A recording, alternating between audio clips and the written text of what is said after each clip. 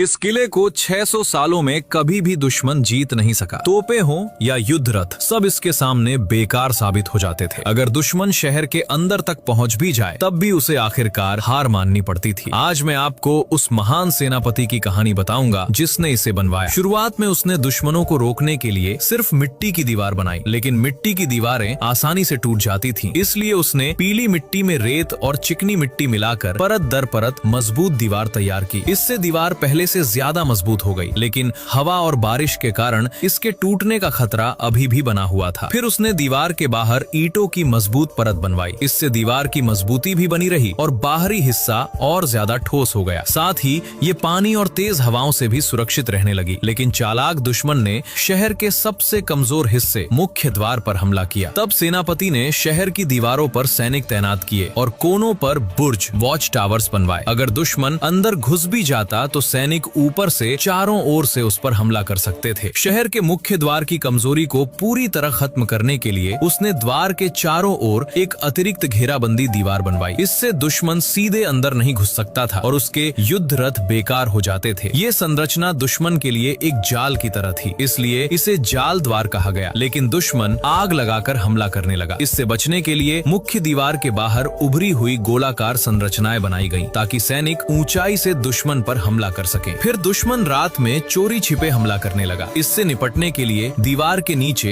एक गहरी खाई खोदी गई, ताकि दुश्मन दीवार के पास न आ सके। ये खाई दुश्मनों की चाल धीमी कर देती थी और उनके लिए आगे बढ़ना मुश्किल बना देती थी। अगर वे सुरक्षा रेखा तोड़ भी देते तो घुमावदार रास्तों में फंस जाते। बाद में दुश्मन ने किले को चारों ओर से घेरने की कोशिश की। तब सेनापति ने आसपास के भूगोल का फायदा उठाया। दक्षिण दिशा में उसने 7.5 किलोमीटर लंबी दीवार बनाई, जो सीधे तावलाई रिवर तक जाती थी। ये नदी वास्तव में 30 मीटर चौड़ी और 50 मीटर गहरी प्राकृतिक खाई जैसी थी। उत्तर दिशा में उसने 4 किलोमीटर लंबी दीवार बनाई, जो सीधे हीशन माउंटेन से जुड़ती थी। इस तरह शहर के अंदर भी एक और शहर था। शहर के बाहर अतिरिक्त दीवारें थीं और दोहरी सुरक्षा वाला विशाल